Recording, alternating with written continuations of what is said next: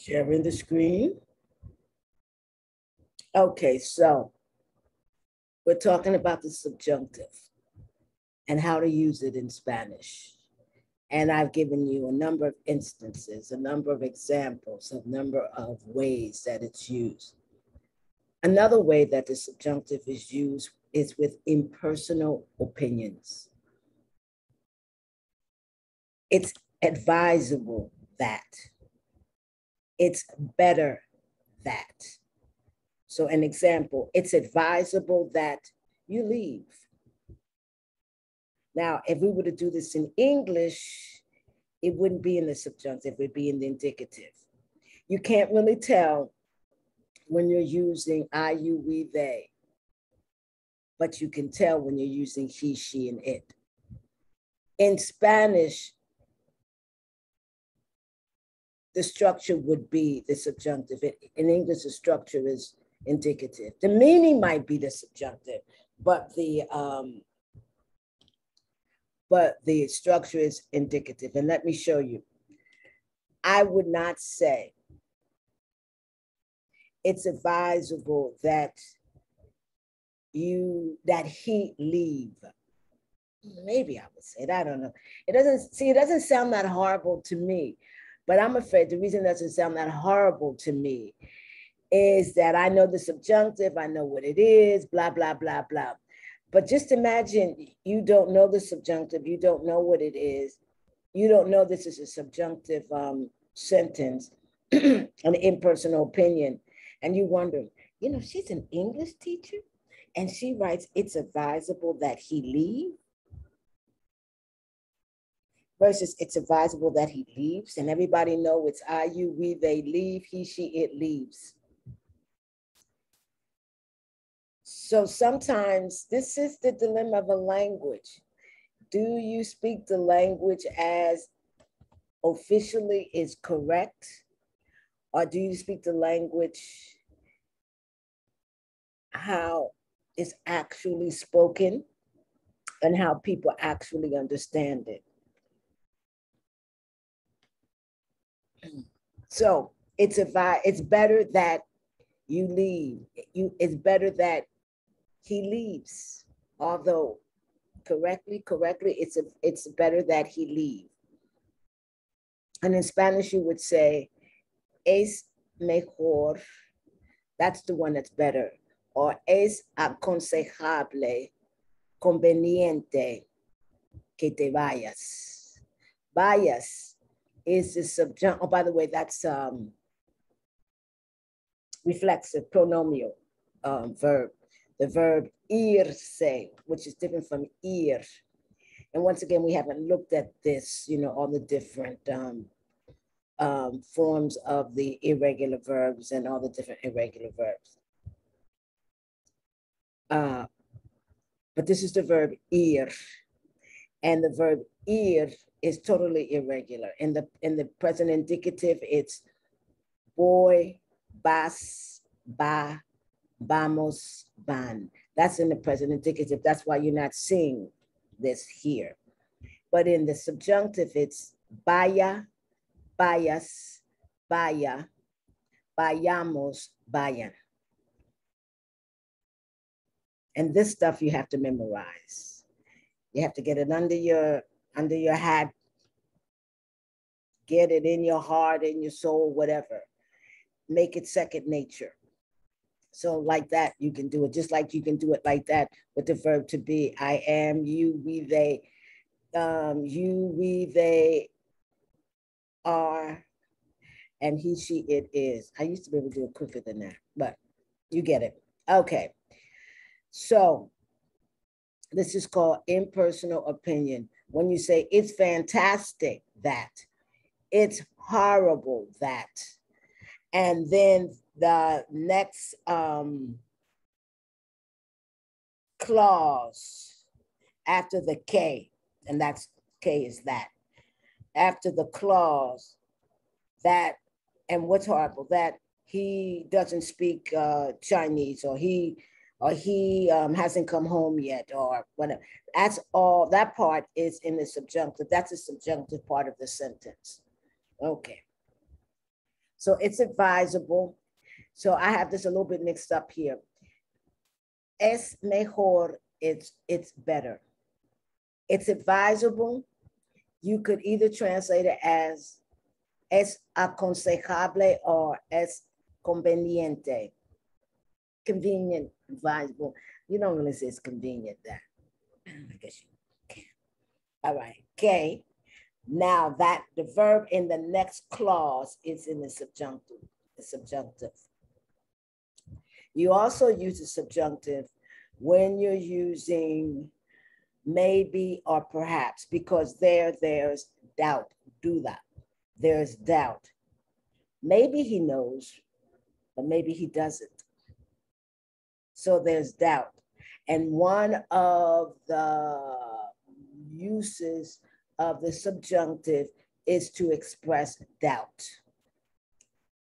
The impersonal opinion is to express your opinion, but the maybe or perhaps is to express that you're not sure. Because if you're sure, then you're stating a fact. And if you're stating a fact, it's indicative.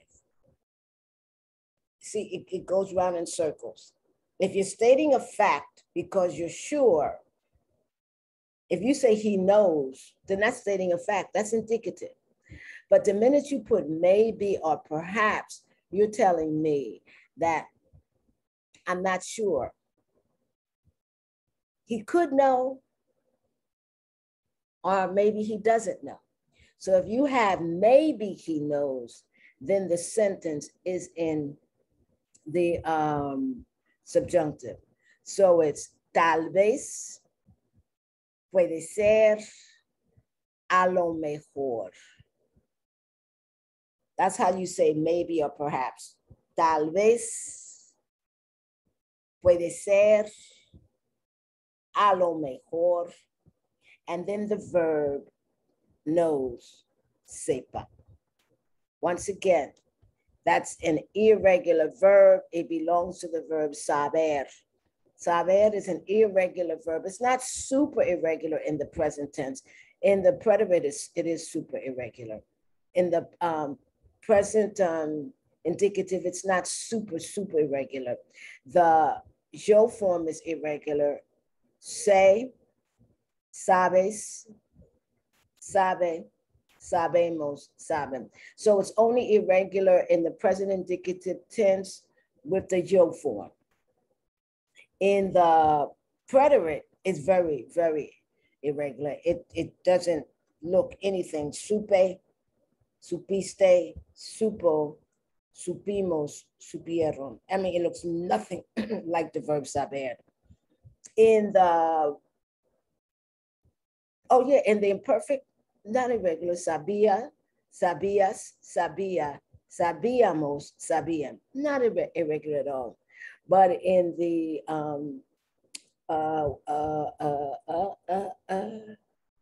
subjunctive, it is irregular again. Sepa. I used to have a niece in Mexico when I was married, and because I got married in Mexico and everything. And when I was married, I had a niece, and she would say, what would she say? Quien sepa, or something like that. And once again, I can see us now walking down the step, and there was always music in the house. And I said, ¿Quién es? Who's this? Who's doing this, saying this? Says, que sepa, or quien sepa, or something to that effect. And I would think, why is she saying sepa instead of no sé? And, I started using the expression too, because I learned it as an expression that you use in a particular situation, but I never really understood how you translate that, right? And she would use all these expressions. She was young. I was in my 30s, and I was still not grappling with understanding. I could hold a conversation. I could be in a place. That was no problem. But I was still learning a lot. And she would say all these expressions. And I remember that one in the subjunctive. She was using the subjunctive a lot.